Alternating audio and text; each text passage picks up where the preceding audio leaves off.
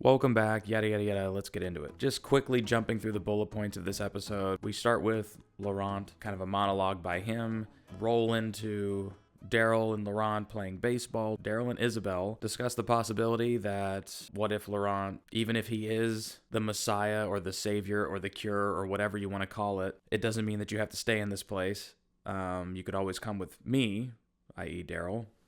Carol and Ash, they land in Greenland.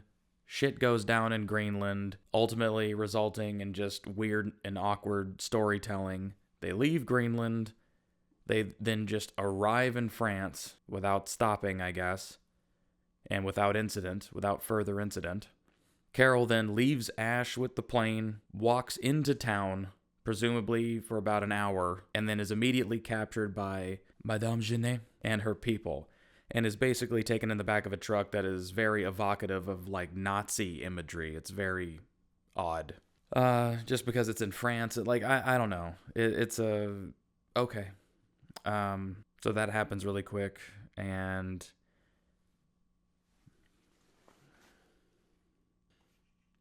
I swear, if one more chucklefuck messages me while I am trying to do this review, I'm not doing it. So I'm going to put this on airplane mode, and I'm leaving this in. All these messages are almost as annoying as this episode was. I might keep someone to Oh, I just realized you can see that in my glasses. Sorry, I got new glasses, by the way. I wanted to wear them. I'm realizing now that you're going to see rings in that, so I'm not going to do that. So, you're welcome. Oh yeah, Laurent escapes. He runs away. He knows that there's a big ceremony that's happening, I guess, the next day, and so he just runs away. And now Daryl and Isabel and everybody goes on a search for him, and on the search for Laurent, they try to assassinate them for whatever reason. I guess to allow Laurent to go through with the ceremony. The ceremony is going to be that they have a walker bite him, and he won't turn, and that'll give people hope. End of the episode. Okay. Listen, man. I have to compartmentalize this. I'm going to talk about looking for Laurent. Then I'm going to talk about kind of the Daryl and Isabel stuff. And then I'm going to talk about the Carol stuff. Everybody in Laurent. This kid was marginally better in this episode. You know why? Because they allowed him to do real kid things. Okay?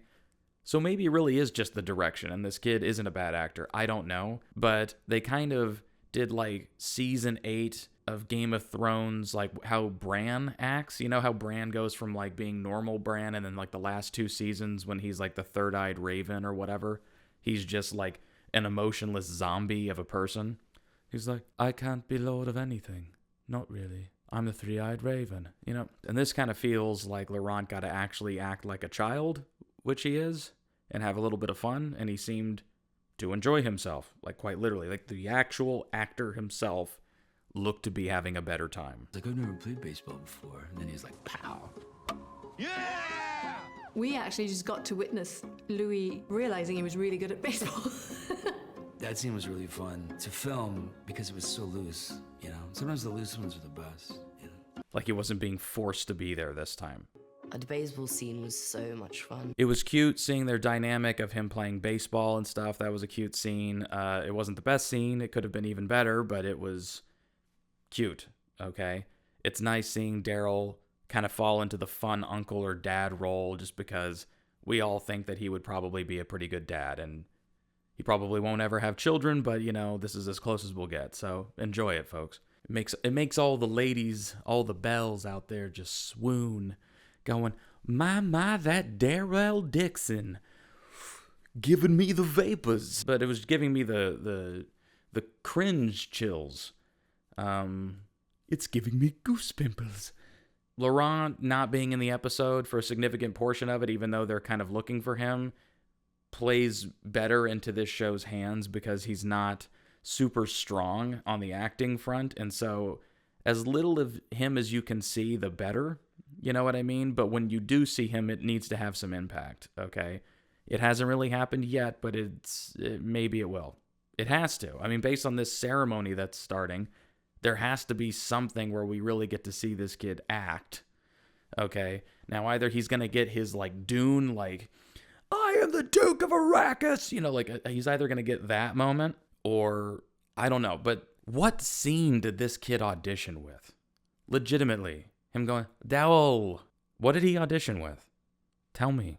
The Laurent stuff of like the hunt for him is always more interesting because, you know, I don't know. Having to track somebody down is always more compelling, okay? There's more action, there's more tension, you have shootouts, you have obstacles you have to get around. It feels like a story, okay? Even if it's a simplistic one, it's a story. And I would settle for a simplistic story that is point A to point B with maybe a tangent to point C and then back to point B, you know, every now and then. But no need to overcomplicate things. Not at this point, not in this show. Don't do that. Daryl and Isabel. I like this actress quite a bit. And now apparently, canonically, he has a type. He likes in shape, blue-eyed blondes, which is fitting because that's exactly what his wife looks like in real life. So, or if he's not married, it's what the mother of his child looks like.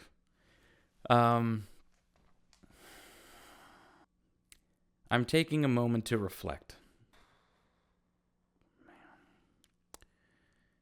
I like Daryl and Isabel. They play off each other well. They have a lot of good chemistry. They meet each other halfway.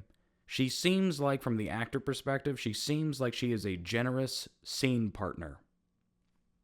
And what I mean by that is that when the camera isn't on you, like a lot of actors, they'll give you their performance because the camera's on them. But when the camera's on the person opposite you in the scene, generous actors will give you the exact same performance as if the camera were on them to help you with your scene. Because acting is reacting. And if I give you more to react off of, you will have a better performance. You understand? Non-generous actors will go, the camera's on you, I'm going to say these lines as flat as possible, which will then fuck your half of the scene. And then when the camera's on them, they're giving their Emmy or their Oscar-winning performance. It's very selfish, okay? She seems like a generous scene partner. Kudos, okay? You're helping each other make the scenes as good as possible. That's good. Yes, I'm so putting this on Instagram. No, hey, Johnny, really, it's no need. I approve. Just to cut to the quick, Daryl and her share a kiss. I approve of the kiss. I approve of this relationship. Will it cause drama with Carol? Who knows? I think we all do, but who knows? Let's pretend like I don't know. Okay? What? It insists upon itself. What does that even mean? It takes forever getting in, and you spend like 6.5 hours, and then... The main nutcracker of this fucking episode is the Carol plot. Carol and Ash. They crash in Greenland. I had heard in a different review by Eric Kane. If you don't know who Eric Kane is, go check his shit out. I completely commiserate with like everything that guy says. So I love his reviews. So watch Jerry's takes and Eric Kane. But he was saying that the population of Greenland is only 56,000 people in current time. So this would have been, in the storyline, the population would have been even less than that. So let's just say 50,000 people, okay, back in 2010 when this show was supposed to have started. And it's been 17 years or something like that in the apocalypse. Many people have died. So there's probably only a few thousand people left in all of Greenland. And Greenland is massive. It's big, okay? It is big. Now, it's very beautiful, but who gives a fuck, okay? I mean, it better be beautiful. This show better look so damn good all the time, okay? I mean, you are in Europe. They crash and are immediately, like, swarmed by, like, 4 walkers, and this should be no problem at all. For whatever reason, Carol gets, like, caught up, and then it's, like, between Ash and them, and they just sneak up out of nowhere. I don't understand that. Like, I'm sorry. I get it when they're in, like, the woods and you can't really tell, or if you played into the fact that the characters over the years from all the gunfire have gone deaf, like the Walking Deaf video that's on YouTube. That would be one thing. Or they still have their headphones on and they're talking to each other. That would have been clever. Have them have their sound-suppressing headphones on, and while they're talking to each other, zombies sneak up. If you have to even have the zombie interaction at all. But it's stupid and contrived and convenient just to have zombies the moment you land. That's super dumb. You would not run into people like this. You would not run into walkers like this. How the fuck did they get out there? Who are these people? Who are these people? How did they get out to the middle of nowhere? Zombies presumably follow humans or noise. What noise is happening? If it's wind noise, then they would just go where the wind blows. How poetic. Zombies just born free as the wind blows, as free as the grass grows. Who fucking cares? Then they kill them, and then like a comedy shot, it looks like something out of Secret Life for Walter Mitty. They're like this. Welcome to Greenland. And then they literally go like, oh, people. And then they're like, yep, people. Quality. So Carol and Ash, they follow Tilda Swinton and that lead actress from Prometheus to their little cabin. And I guess they're like researchers who were put in Greenland. And they have like the most well taken care of cabin. They have a reindeer cooking in a pot. It's not an opinion, it's a fact. What's stupid is the way that they talk about even that. They almost imply that they're like cannibals, which would have been fine. You could have easily had them be cannibals if you wanted to do that. You know, like they're desperate for food. They've only been eating vegetables. At this point, they'll eat any kind of meat, even human meat. That's fine. I'm okay with that. You know what they're copying? They're copying the Book of Eli. This season is called, The Walking Dead, Daryl Dixon, The Book of Carol. And there is a lot of Book of Eli storyline being pulled here. One of them's just a girl. Yeah, it's an old story. I heard it 100 times before. We get so few visitors these days. George is suspicious of everybody. I'm Martha. Would you care for some tea? Because Eli is on a mission, and it's like a higher purpose type of mission, and nothing gets in the way. Not even plot. Okay? Not obstacles. People shoot at them, they miss, or he gets injured, but he keeps going, and nothing stops him until he gets to the place that he needs to go. Okay? And then there, in that place, once he has achieved his purpose, he can die. Like the Book of Eli, it's the Book of Carol. And in the Book of Eli, they come across a couple, like Denzel Washington and Mila Kunis come across a couple who seem really friendly, and they're offering like lemonade and stuff in the middle of like the desert, and they're super creepy, and they have all these like traps set up, and Denzel Washington puts it together pretty quickly that they are cannibals, okay? And they have eaten people before, and that's why they're all shaky and their teeth are rotting out of their face, is because that's what happens to a human body when you eat human meat. And then they try to escape, and then they end up having to fight with them for a brief scene. But in this, it's like they found two people, and they played it in the same way, where it's kind of like they're psychopaths. Everything about this, with Tilda Swinton and Prometheus Lady, is bizarre.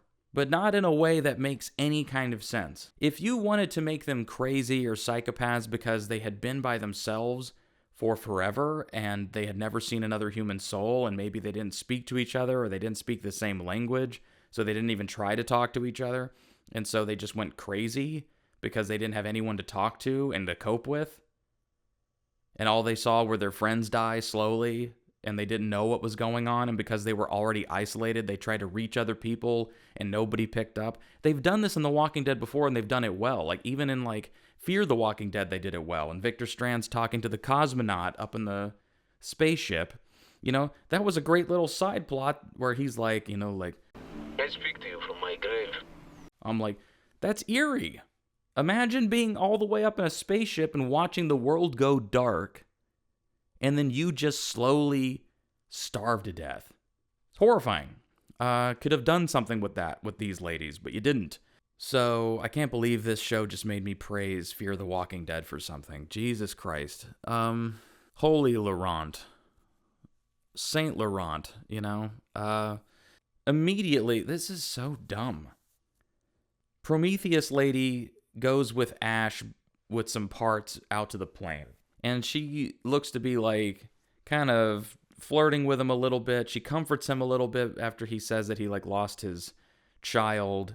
And then while that is happening, Carol and Tilda Swinton are having kind of a Rick and Governor sort of standoff. But for whatever reason, Carol has her crossbow on the table, and she allows this person that she's never met to pick it up, to load it, and to slowly point it at her. So she allowed her to get the drop on her. This would be like in the last episode if Daryl, when he had the drop on that lady, he just loaded the gun and then handed it to her and then just did this. I was shocked at what I was seeing. I'm like, that is so poorly executed. I don't know what to make of it. And that actress, she's making some choices. She's playing it, I guess, sort of right, but the setup around it doesn't make her acting look good. It makes it look ham-fisty and weird because Melissa McBride is not really giving a whole lot in this scene. In the latter half of the scene she does, when that woman comes back, oh yeah, after that she has the drop on her and she just can't pull the trigger for whatever reason. She had no problem with threatening her and taking her weapon and knowing that they brought them in here to do this, but now she's getting cold feet. Okay. I think it would have made more sense if she didn't act like that at all, because you could have made it make more sense like those walkers that Carol and Ash ran into were like their other research partners or something like that, and they killed them. They got in a fight and they killed them. You know what vibes I was getting a lot from it? Almost exactly. She even looks like this guy, unfortunately, but the Terminator guy, fuck, it's Patrick something. I'm pretty sure. Patrick something. In season 10, Aaron and Gabriel had like a COVID episode with just them that was actually pretty decent with that actor Patrick something. And, he holds them kind of hostage. He has the drop on them the entire time. And then when he finally lowers his guard, Gabriel takes Aaron's mace arm and beats him over the head with it. That's what this episode had a lot of. It's like she's got the drop on her, but for then, sidebar, back to the plane. Meanwhile, back at the Batcave, Ash and Prometheus lady are having a very intense discussion where she's kind of like, have you ever thought about having more children? What's weird is they made his character actually kind of perceptive in this, and he goes, you're not being serious. Like, he immediately understood that she was asking to have his child. And then she professes that you should sleep with me and get me pregnant because we're going to rebuild the world. And we already have it all planned out. And Ash is like, I got to go get Carol. And then she's like, Hannah is going to kill Carol. Tilda Swinton is going to kill Carol. But you can sleep with me, and then you can sleep with Hannah and get us both pregnant. And then we will repopulate the world. And then he's like, what? And then she goes, Tilda Swinton wants the whole world to die, and I want the whole world to live. So therefore, if you get us both pregnant, that still doesn't make any fucking sense. Seems like it would be an issue. And something tells me that this Tilda Swinton lady isn't going to approve of Ash sleeping with her. We cut away from that scene after it gets a little intense. She pulls a gun on Ash because he refuses, thankfully. He refuses. She pulls a gun on him. Cut back to Tilda and Carol at the table with the bow and arrow still pointed at her. Carol's saying, don't do this. Now Melissa McBride is kind of bringing it and kind of bringing the tears and playing the part or whatever and inviting her along. And I really actually kind of liked her acting in this portion of the scene. I don't know what the difference was on the day when they were filming it, but it was better. I could feel it more. And then that woman comes in, Prometheus lady. She looks a little disheveled. She's got Ash's weapon, and she's like, why haven't you killed her already? And she's like, I'm working up to it. And she goes, just do what I say. And then Carol goes like, you always do what she tells you to do? You can just come with us. Don't listen to her. You don't have to do what she tells you to do. And she's like, shut up. And she goes, you never listen. You're supposed to do what I tell you to do. And then they both draw weapons and she shoots her in the face with the crossbow. To make that more intense or have an action scene that was more interesting, I would have had Carol jump the table because the crossbow is now empty. Okay?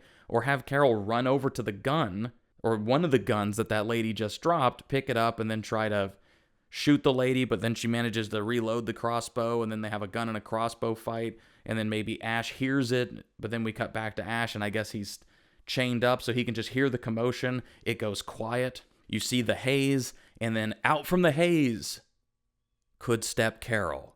Instead, what we got is she goes, "You can still come with us." They walk back to the plane as if she's really going to take this lady, and they're walking through the moor, the fog, and out of nowhere just comes a fucking flare gun missile and sticks in Tilda Swinton's neck, and it just goes, and it just like fizzes,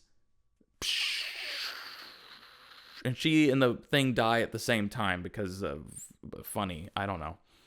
And so here's the thing. What they have implied is that because, that Prometheus lady, before she got killed, she said that, Ash is fine. Carol runs over to Ash. We see Ash next to the plane, and he is handcuffed somehow to the plane. And so this woman basically raped him. That's it, the storyline we went with. They landed in Greenland, and instead of just refueling, they had some incidents with some walkers, ran into some sociopaths. One wants to save the world, one wants to kill it, one wants to have Ash impregnate both of them, and then Ash gets raped by one. Carol invites the other one who almost killed her on a trip. Ash kills her with a flare gun, and then Carol and Ash have a conversation where Ash goes, "I had to do it." And Carol goes, "I know you did." Unhandcuffs him. They get back in the plane, and they just have this awkward flight. The thought that the character was giving off was, I just got raped. And then Carol goes, "First time killing somebody?" And he goes, "Yeah, I've been lucky. I haven't had to deal with anything like that until now." He goes, "You?" She goes, "Yeah, I've killed a lot of people." It's literally delivered like that. "Yeah, I've killed a lot of people." And that doesn't bother Ash really at all. Can